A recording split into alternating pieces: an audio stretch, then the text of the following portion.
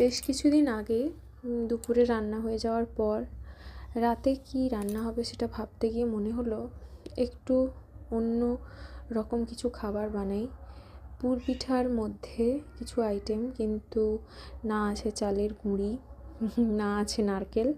তাই জন্য যে উপকরণ বাড়িতে পেয়েছি সেগুলো দিয়েই আটার মধ্যে হচ্ছে নুন তেল দিয়ে ভালো করে মেখে ওটাকে রাখলাম।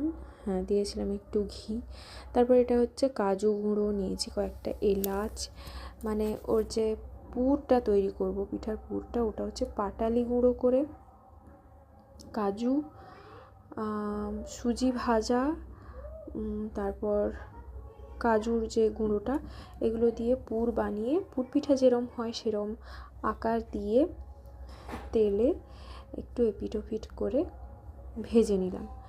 তারপরে দেখলাম ব্যাপারটা মন্দ হয়নি, কিন্তু আমার মনে হয়েছিল যে এলাচ গুঁড়ো আর পানমৌরি দুটো না দিলেই মনে হয় ভালো হতো, যে কোনো একটা দিলেই বোধহয় বেশি ভালো হতো। যাই হোক, ঠকতে ঠকতে মানুষ শেখে এটাই।